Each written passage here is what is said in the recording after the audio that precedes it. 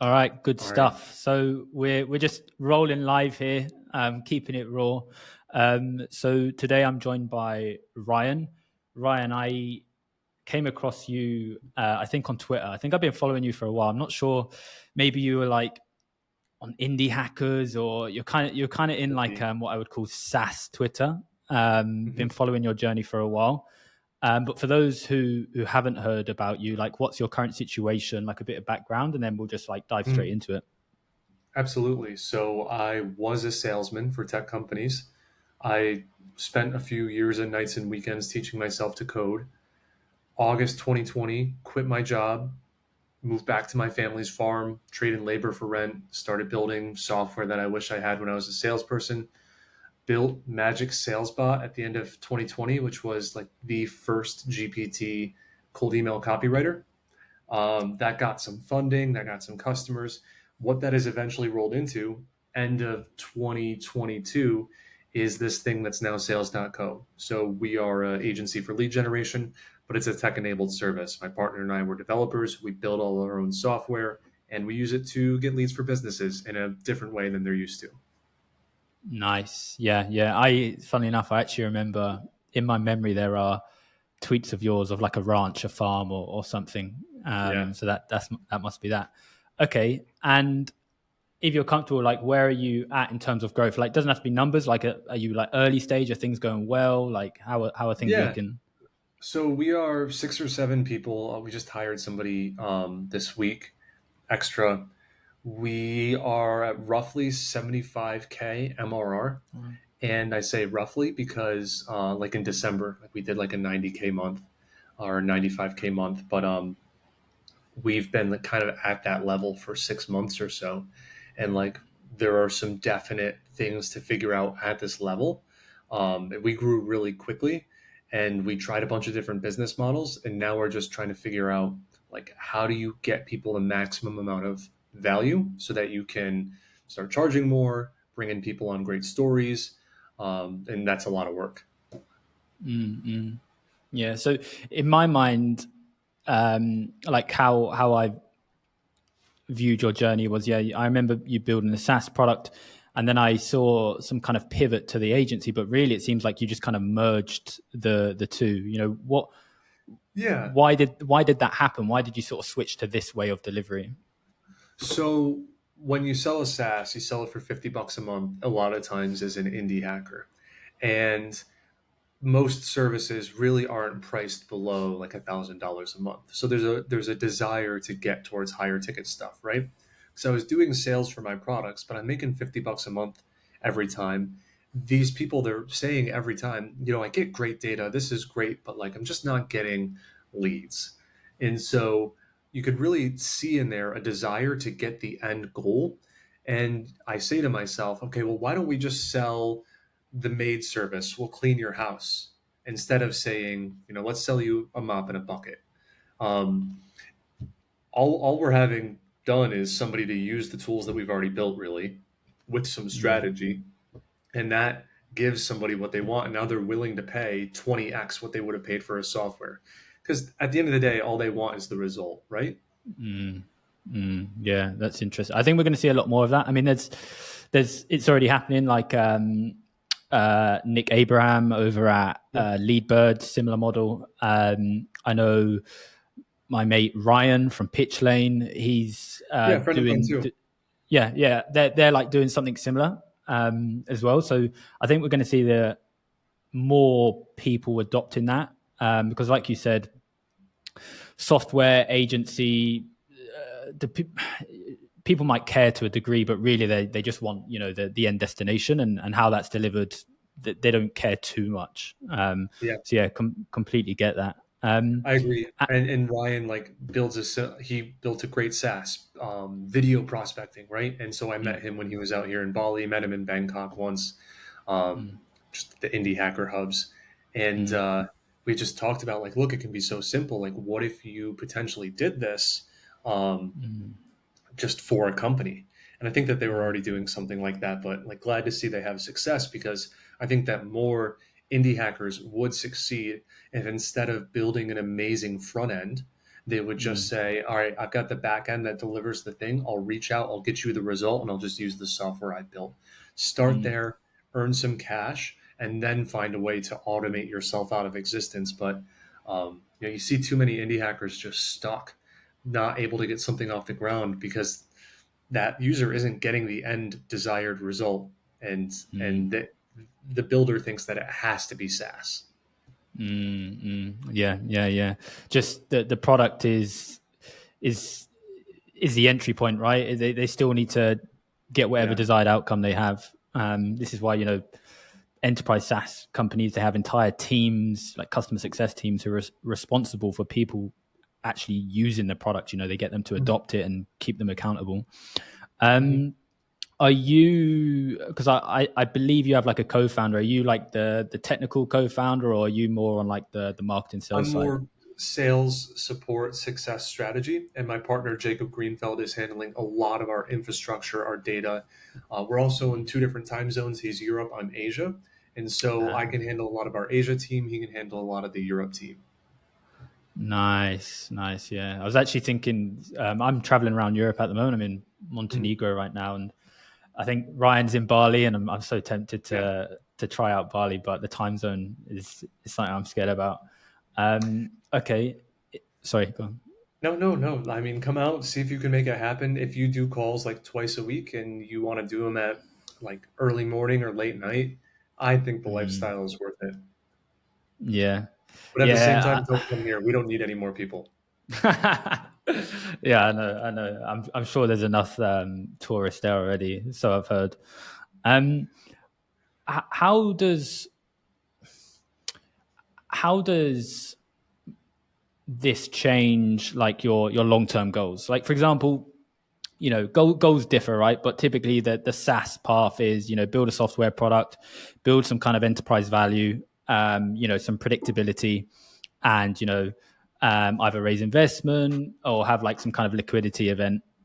Whereas when you go to more like the service based side of the spectrum, that enterprise value is a lot less. And so, Mhm. is this delivery model like something to get that cash flow and then go back to software, or like what's the long term? In a way, yes. And let me answer that by taking a step back. So, think the transition from SaaS to service. When we did this as early founders who were looking for their first real hit, we could take that value prop from, hey, I can help you write emails 6 times faster, to I will give you 1 to 4 meetings per week. And that is a very Mm, real result we were able to transition that to, right? And then how we could market that as, since we were doing the work, we could show Twitter, we could show whatever results. So we could put up a screenshot of an email. Look at this meeting that we just booked with Amazon or HP or whoever. Since we own the end to end process, we were able to show that. Now that we have that end to end process, that we're able to be in this zone of the whole process itself, like those two things there, we can make SaaS wherever we see fit. We could acquire SaaS where we see fit. Right now, one of our pain points is an email sending platform. Instantly, they make cool features, but we just want the core experience to be right. So, in a theoretical world, imagine that we replace an instantly with something that we build. We get to this SaaS someday. Now we mm, can tell stories from using it in our end to end ecosystem. So it's not just we'll help you send emails at scale. It's we use this tool. Look at these amazing meetings we're generating with Amazon and HP. It can be that good of a story. And like we know the problem very, very intimately because we live it every day. So mm, I think that it is a better way to get into SaaS long mm, term because we have capital to work with, we mm, have the problems to work with, and we can really tell a story when we get into SaaS.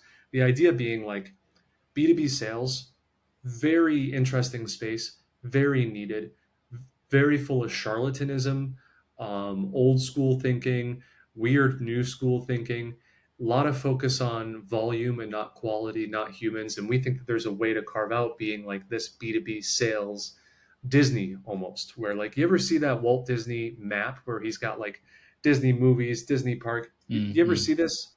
Yeah, I think Something so. like Yeah. that, where we've got the main service, there's the auxiliary services, there's the tools that support that service that the public can use. That's the Mm. potential for this in the future, I feel. Yeah. That's massive. Sort of building your own ecosystem.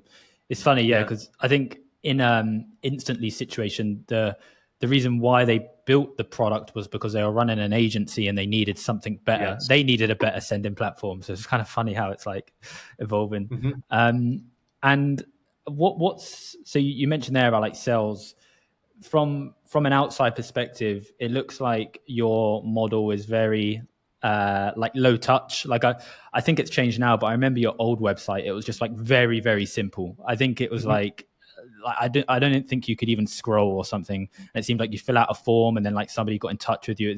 Or I think you were offering like a free Loom video. My mind's a bit blurry, but Different it, iterations. Yeah. from like the buyer's perspective, do they still have to hop on a sales call with you? Do you just send them a Stripe link? Like, what does that look like? Yeah, so what it looks like now is you can schedule a call directly from the page. We'll qualify you from there and we'll get on the phone. If it works, then we send you an email. And what I mean by works is if there's mutual fit, send you an email with everything you can expect from us and a link to get started. We try to make it as simple as possible, like one real path. We're cold Mm, emailing for ourselves. We're getting noticed inbound from things we put on Twitter. mm, When people come to us, I think a lot of people think like, well, I could have this ad, I could have this podcast, I could track the UTMs through all this, I could really figure out what my key acquisition source is, and I could have like 8 customized onboarding paths. We'd rather it just be simple. You come to our website, you know that we do cold email for you. Here's what you can expect. Here's the happy customers. Want to talk? If we talk, here's how you start. If we decide that we want to work with you, we're not going to charge you until we start sending. That removes some of the risk from you. We collaborate mm, in Slack. So we have humans that are actually managing the relationship based in Western Europe. And I think it's just low touch on like the actual manual work that gets done. And so much of mm, what we've done is build software and mm, automations so that a team member can set something in motion, receive a result, check it, take a look at is this going to fit the client's use case, put it into play, and then get some automated reporting on like, was this good? Was this bad?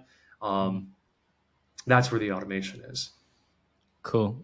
Yeah. Because yeah, it looks like a lot of the deliveries software based, but it's cool to see you like sprinkling it into like the customer experience as well. Because that, in my opinion, is the number one pain in the ass of like Yeah. service based businesses is very um, human intensive. You have to. It's Yeah. very manual and it just very inefficient, which then impacts all Yeah. kind of things downstream. Well, Liam, I think it goes back to something we mentioned a few minutes ago, which is indie hackers will put a front end on something when really they'd be better served getting a back end out fast and trying to sell the result to people using the back end themselves as manual labor. Mm, And it mm, is human intensive. And I believe that is necessary if you want to build a long term viable business because mm, you are going to learn things.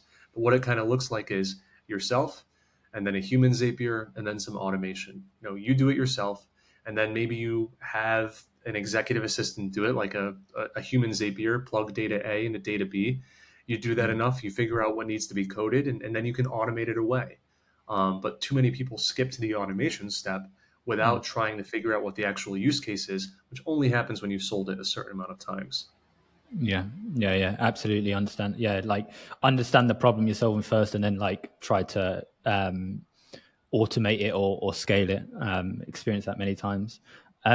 From like experience in the context of cold email, I've always found that the most successful cold email campaigns are really due to variables outside of the campaign. And what I mean by that is like the market that you're targeting, the product you're trying to sell, the social proof that company has, the brand affinity, Hmm. all these sort of what I would class as like external variables that typically as a service provider, Yeah. you don't have much control over.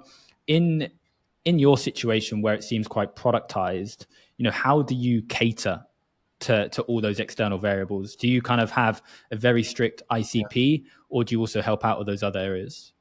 Yeah, so on 2 levels. First, the ICP.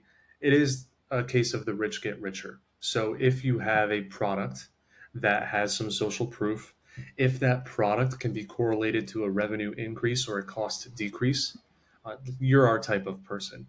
And when you talk to an IT provider, a consultancy, a DevOps tool, they're very downstream from revenue creation or cost savings. And so it can be hard to say, hey, X, want to try our product? We'll make you 24% more revenue next quarter. That just doesn't really align. So if we can tell the story to anybody of, listen, we're this marketing platform, we are this hiring agency, whatever, and we can give you the same result you expect now or more of a result at a reduced cost. That is a great story to tell. And then we also just want to know, like, are you handling leads?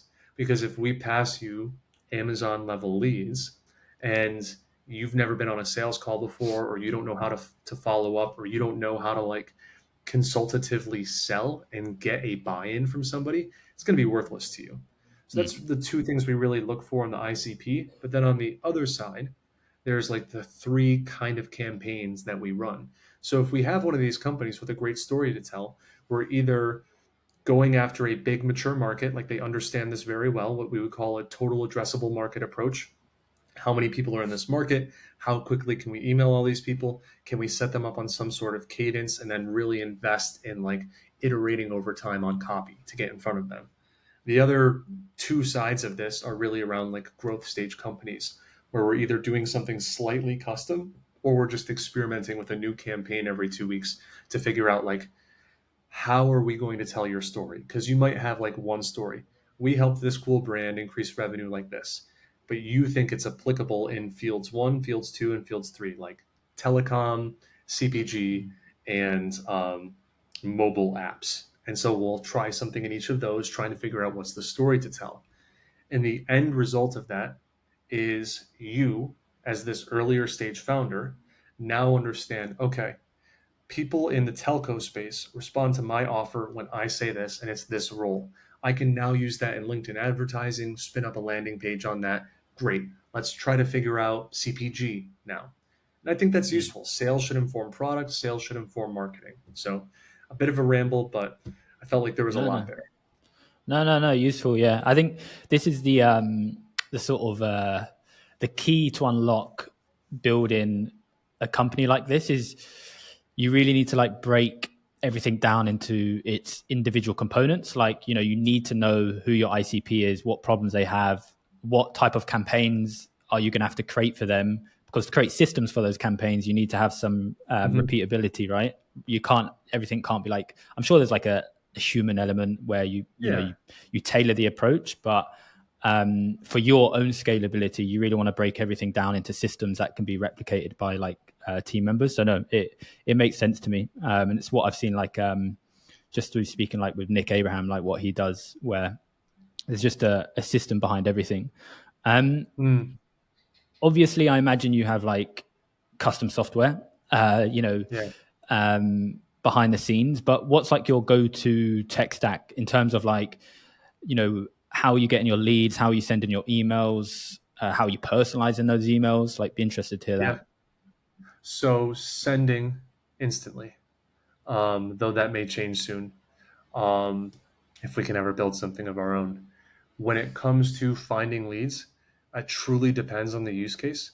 We might Mm. start with a custom scrape, and then you typically enrich it through like an Apollo, a Zoom info, something of that nature, and then run it through any number of verification tools because those data providers aren't always showing the best data.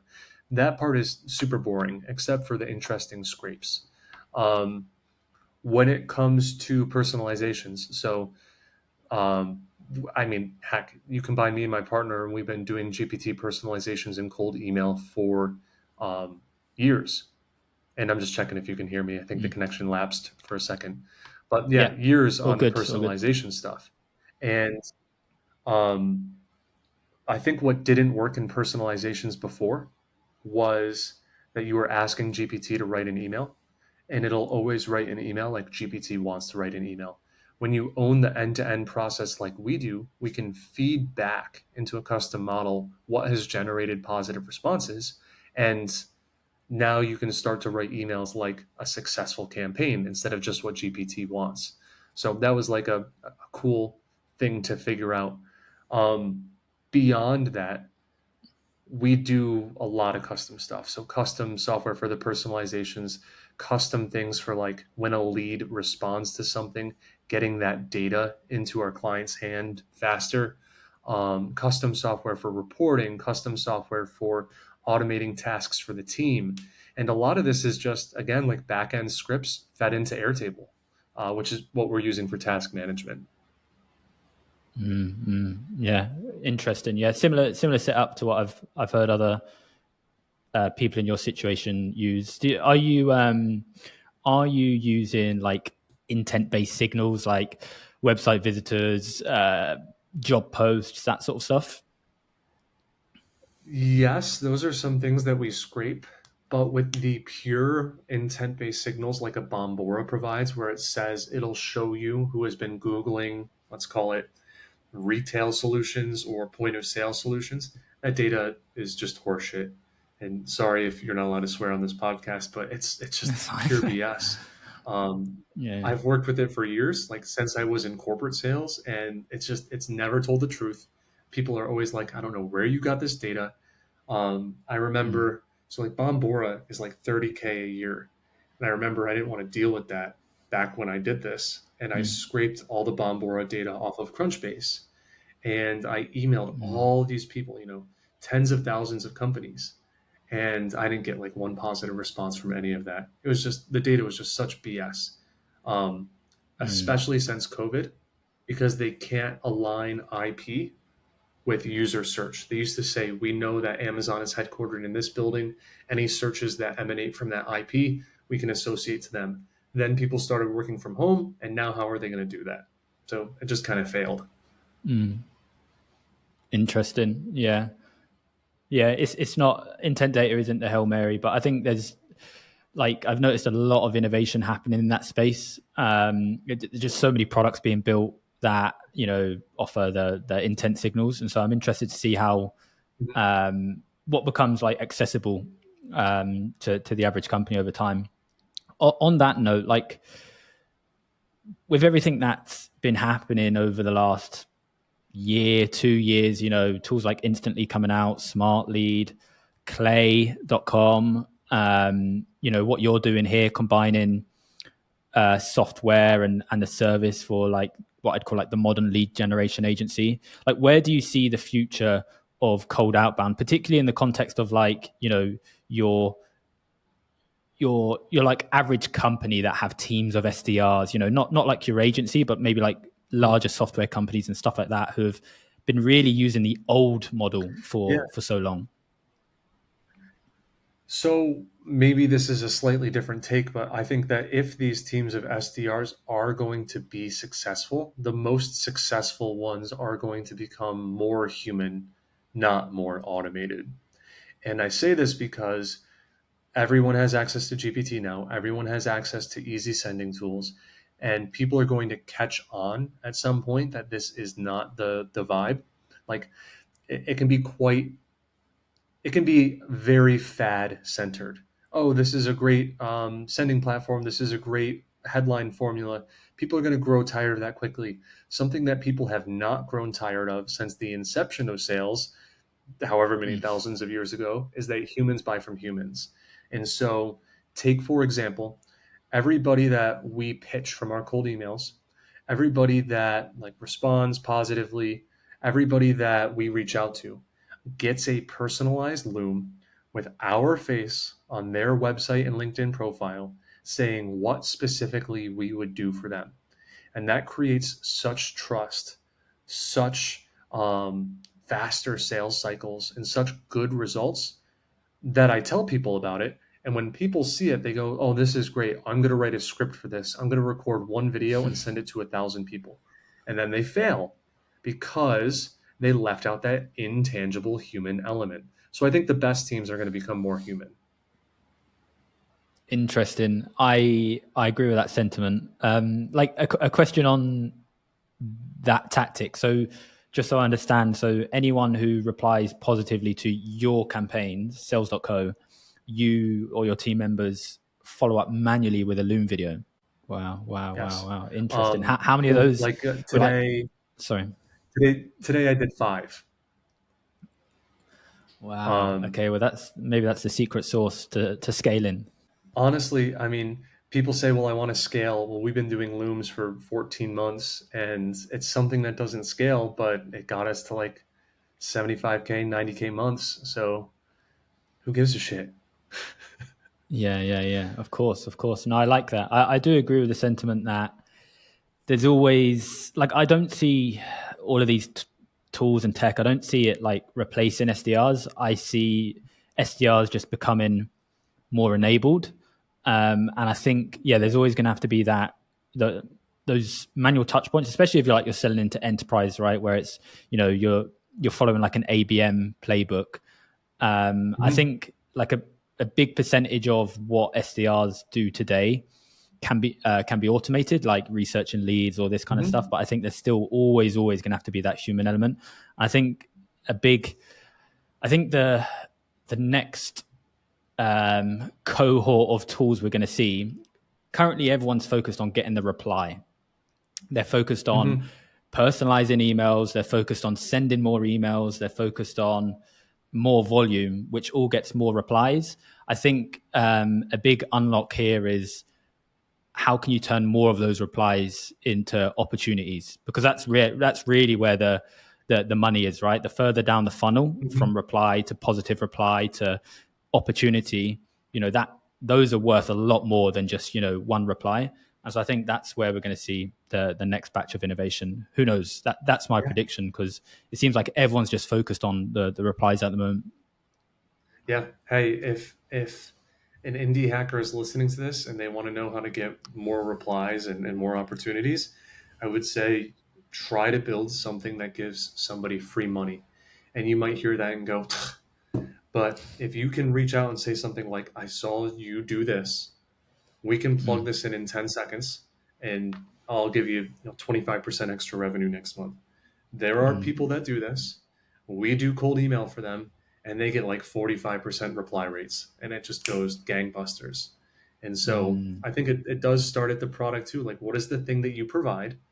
Does it make somebody money? And you can't sell everything. As much as mm, we'd love to, it's going to be a marriage, right? What you yeah. sell, part of that success is driven by what you build. Mm, mm. Nice, nice. I like that. All right. Well, we're coming up to time here. Want to respect your time. Thank you. Last sort of question: what are like your plans for 2024? Where are you going to take things? So one of the plans is I'm going to take a month off and let my partner run the business for a month because we wanted to see how it does under one leader. I think that that's something great to do, just to see like stress test. Where am I not seeing things that I do manually, like automatically, so that we can get some more automations in. I think that there's more services for us to bolt on that we eventually spin out as standalone software products. Um, Mm, that's what I would really like. I do think that I'm not going to leave doing the sales for our product anytime soon. I'm still involved in sales, and I think it needs to stay that way is until we can go, okay, we're kind of happy with this level and hire other people to do it. mm. Nice. I like the month off. Did you have to fight for that or? No, no, it's super easy. It just takes like, some preparation. Been preparing for it for like 5 weeks now. Nice. Good stuff. Well, enjoy Yeah. that. Okay. Well, for Thanks, those man. listening, how can they find out more information about you and get in touch? So my website, rpdoyle.com, and our website, sales.co. Nice. All right, Ryan. Thanks so much. Appreciate your time. Thank you, Liam. Bye Have a then. nice time. Bye.